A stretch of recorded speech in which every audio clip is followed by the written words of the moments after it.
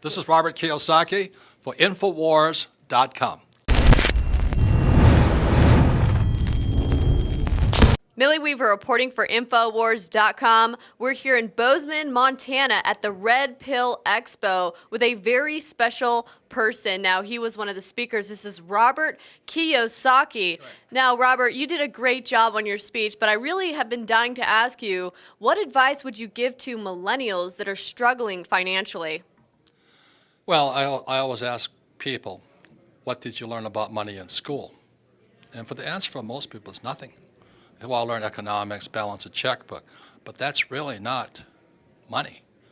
And the reason they don't learn about money is because the story of Rich Dad, Poor Dad is my poor dad was a PhD, which stands for poor, helpless, and desperate. No, he's a good man. But as you know, they don't learn much about money. And see, my father knew nothing about money. And that's the problem. So we have all these academic elites, like Obama and Hillary and those guys.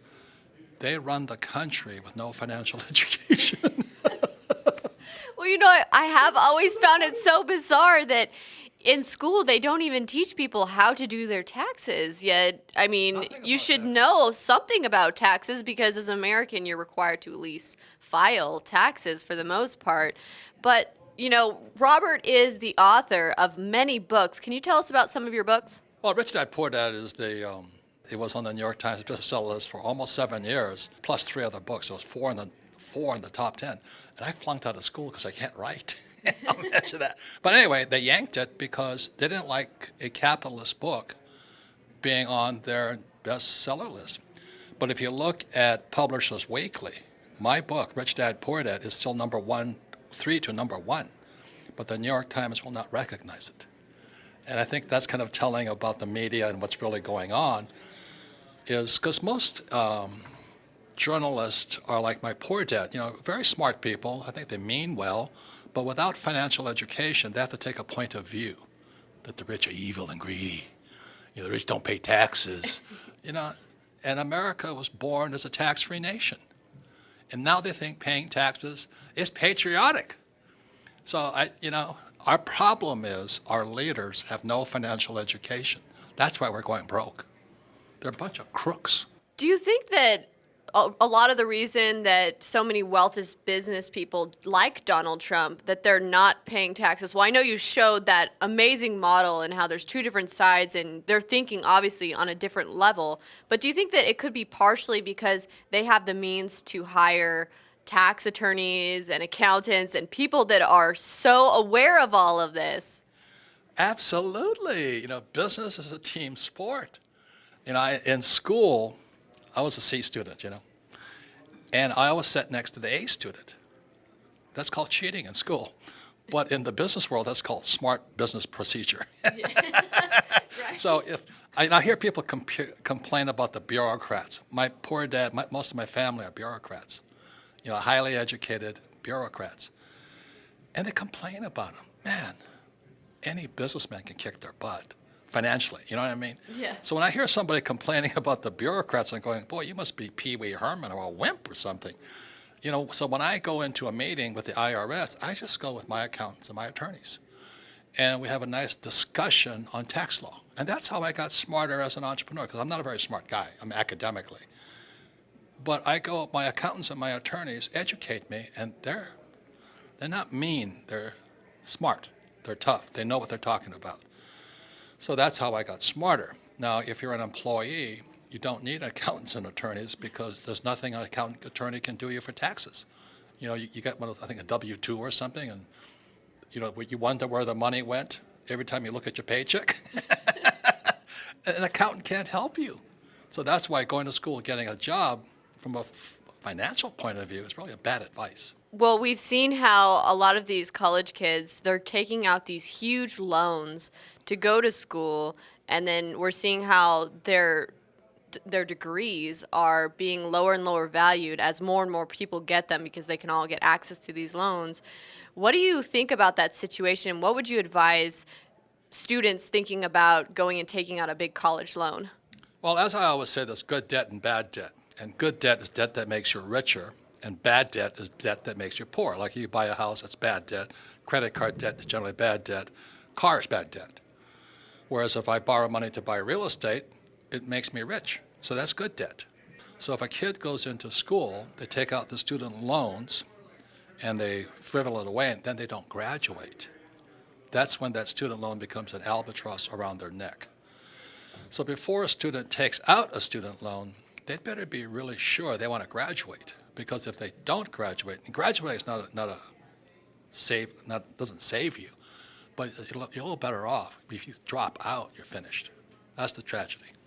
So it really is a huge risk to take out a student loan. And we're seeing a lot of these millennials falling into that, and now we see them thinking about communism. What would you say to people thinking that communism is the solution for how things are in America right now? Well, I'm afraid because there's little financial education, people don't know what a communist is. See, most people who work for the government who believe in equality for everybody, which is noble, it's a noble, you want everybody to share the wealth and everybody should have equal, that's communism. But it actually comes from the heart.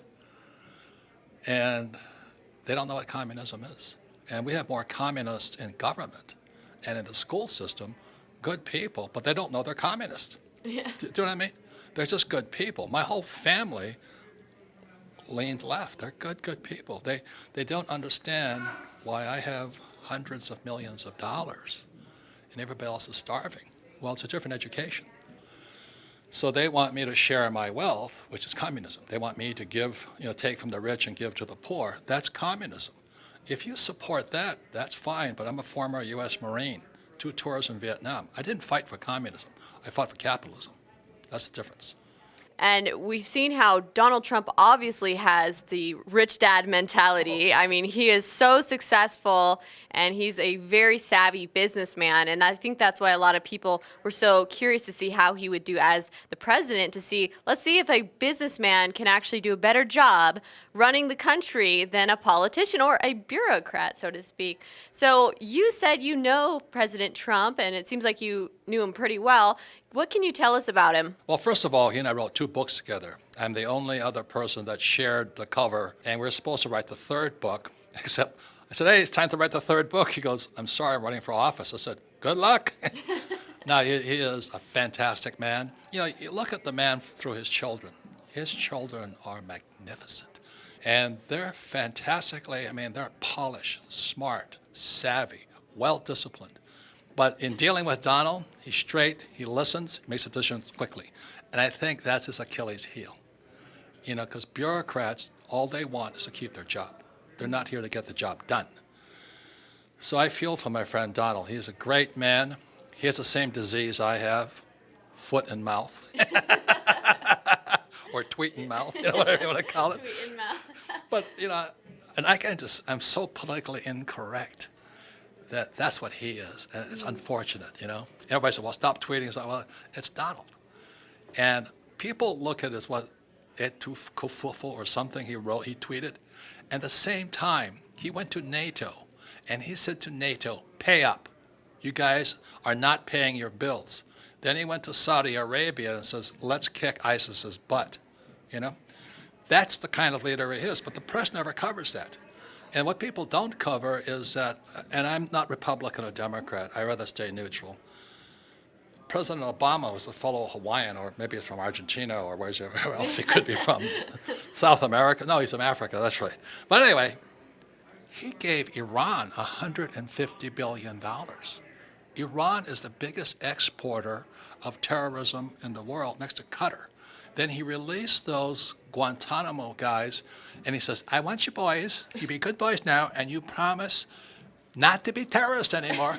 Oh, yes, President Obama, we promise. And they all run to Qatar, and they were in action that afternoon. You know what I mean? And we're after Trump for firing the FBI director, and we all know the FBI is a little tainted also. The CIA, I know a little bit about the CIA because as a Marine pilot, I was recruited by them to fly drugs. And I don't do drugs. I'm pretty straight. So anyway, our whole system is suspect right now. It's all these bureaucrats and people with their hands in the pot. The question I ask all over the world, why does a politician go into office poor and leave rich? How does that happen? That's corruption. But nobody says anything about that. They get Trump for some goofy thing, you know? And the trouble with the special prosecutor, because I know, because I've had one of them on my butt, this is the thing I'm afraid of, because Trump's my friend, they'll find something. You know, when I was guilty, I got accused of in the Marine Corps, and they came and they started turning over the rocks. Oh my God. Is all the things I did I thought I got away with, I didn't get away with. I just pled guilty and just get off, you know. I was never, they let everything go. But my concern for my friend, the president, is they're going to find something. And it doesn't make a difference what they find. They will find something. Well, you know, that's why typically we don't allow fishing expeditions in our justice system. But of course, they're going to try and dig and dig and dig, try to illegally survey him, and so on and so forth. And we have already seen what happened with Michael Flynn. So I'm sure we'll see more. But, you know, overall, if you just have one more thing to say about the Red Pill Expo and what you would advise other Americans out there to do to wake up and red pill their friends, what would you say to them?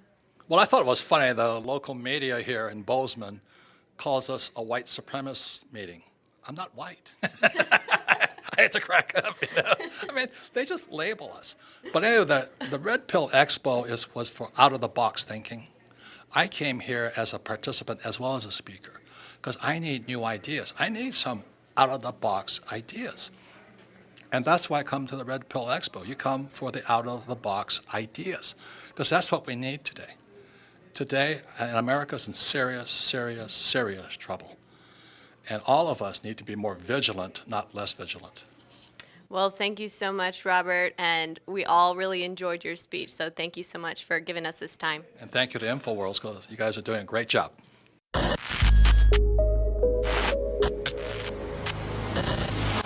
Protect your skin with SPF 30 sunscreen lotion by Emmerich Essentials. Perfect for face and body, this natural unscented sunscreen can be worn at all times of the day whenever you need sun protection. We source ingredients from nature, producing a product free of harmful chemicals and toxins. This natural lotion contains 21% zinc oxide, which is the largest particle size used, and we do not use nanoparticles. The larger the particle, the safer it is for your body. The organic oils help hydrate the skin, leaving it nice and smooth. The truly natural, fragrance-free sunscreen for the most sensitive skin. Emmerich Essentials wants you to enjoy the sun and strives to bring you organic products to enhance your life. Naturally protect your skin with SPF 30 sunscreen lotion by Emmerich Essentials. Stop exposing yourself and your family to toxic ingredients. Visit InfoWarsStore.com and learn more about the new SPF 30 sunscreen lotion